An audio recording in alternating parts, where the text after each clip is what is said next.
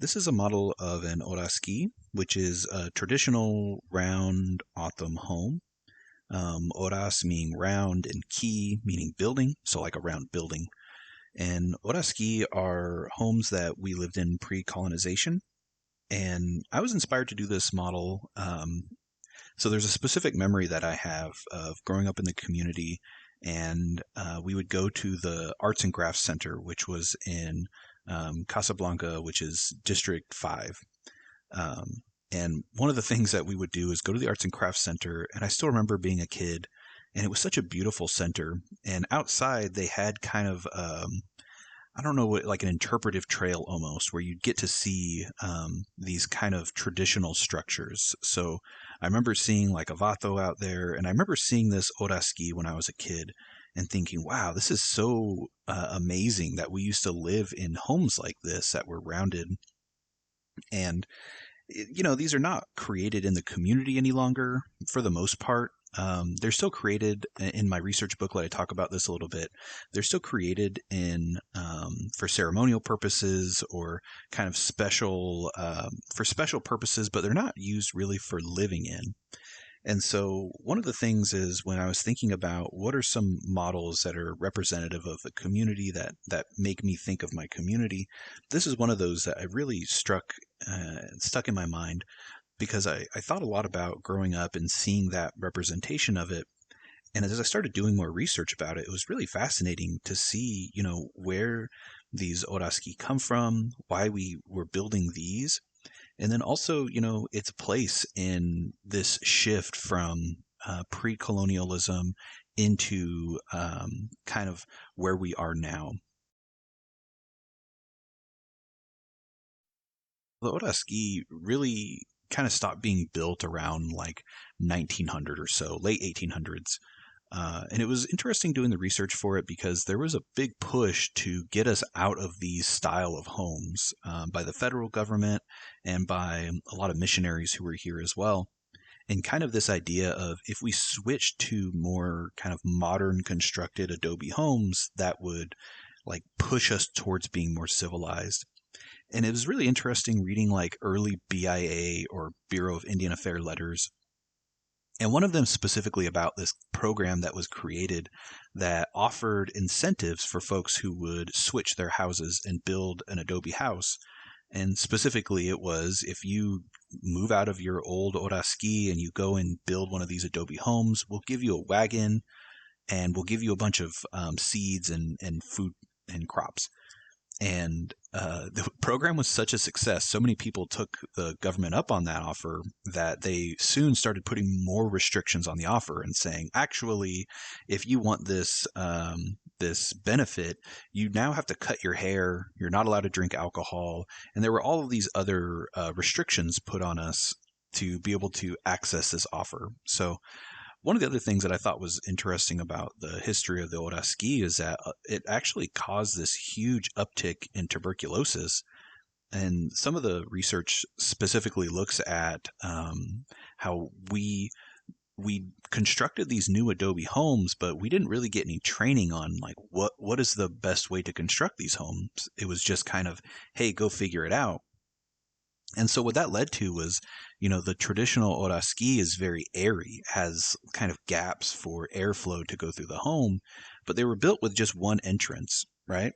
And so by switching over into these adobe buildings, these blocks, and kind of like the block construction, it stopped airflow from going through. And at this time, like tuberculosis was ravaging the community. And one of the things that it led to was when people are in these dark, confined buildings coughing, it spreads the tuberculosis, right? And so a lot of folks actually got sick specifically citing because of this shift in housing and the shift in housing style.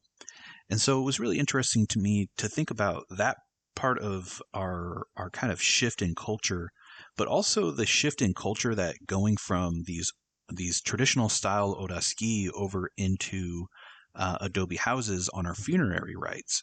So in a lot of the writings that it talks about our funerary rites, it would talk about how when people would pass away, one of the things that we would do traditionally is we would burn the home that they passed away in or that they lived in. And part of that was it was easy to do that when you had an Oraski, and an Oraski is something that's really easily constructed, and it would take maybe a day or two at most with the community coming. A lot of times it would be the families from around the village come and help construct one, and a lot of times it would be constructed around when people were getting married or family was moving out of the home, the old Oraski that they were living in, they were expanding the family, and so they would build these. And the construction wasn't like really hard. It would take a day or two and people would all gather together and help with it. But when you switch to Adobe homes, those are a lot more costly to construct. They take a lot more time and a lot more resources. And so one of the shifts that happened too that I found in the research was that instead of burning our homes, this is when we started kind of passing them off to other people, and we no longer had that part of our funerary process, which again, I just thought was such an interesting part of our history and our cultural shift. But the other thing that I thought a lot about was how the shift in housing has changed so much about like just the way that we view the family. So one of the things that I write about in my research booklet is how, a core part of the family would be in this one room dwelling, these memories of folks where they would, lay there, and the head of their household, their father usually or their grandfather, would be telling these stories, and everyone would listen in, and you were all together as one family unit. And as we shifted to other types of housing, we started walling it off and making it more, I guess, kind of Western style, where you had more rooms and you didn't stay all together anymore, which is just a fascinating shift. So for this model specifically, there's actually not a lot of particular specific references that I used for this. I took a bunch of pictures of different Oraski from around Gila River and also Tana Atham and just kind of gave them to a designer. This is actually like the first time I had used this designer, who was a Dene woman, that I just found through searching through Google. And she was really awesome, but this was one of those projects where I was really trying to find someone that I was trying to find new designers. And one of the struggles was she knew how to do 3D design, but she had never done 3D design for printing, for 3D printing specifically. And so the original design was like, it turned out pretty well.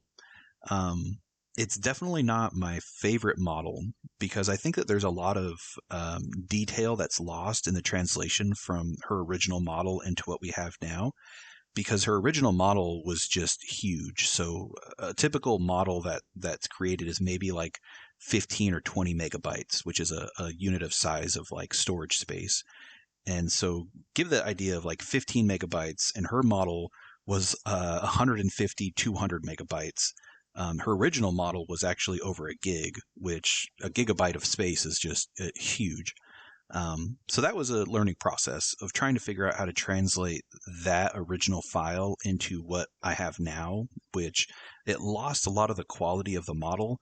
But, that is what it is. It's a learning process.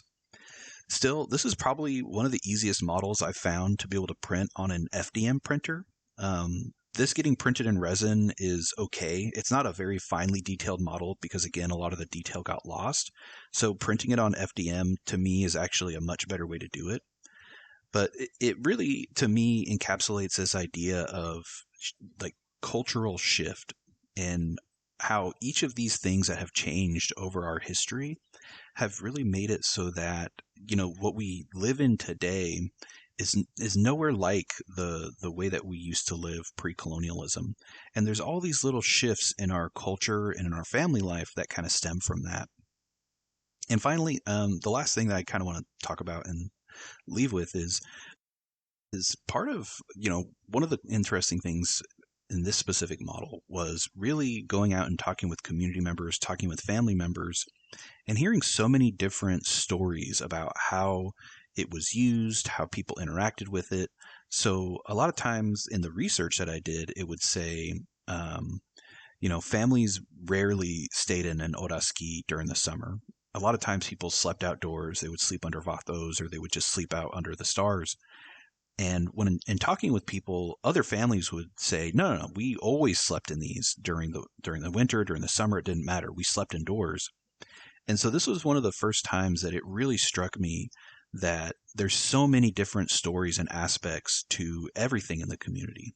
Everything in our ancestral heritage is their stories from people, and they're from very specific people, and all of them are true. I'm not saying any of them are not correct because everyone lived differently. Some families had different traditions and had different styles of living. And so this was really the first model that really struck me of how history might say one thing, elders might say another thing. The actual reality is something that's mixed in all of those things together. And this was really the first model that I had that revelation. But I hope that you enjoy it. And again, really easy to print on FDM. And I really think that this is a great example of just this shift in architecture that we've experienced as a community.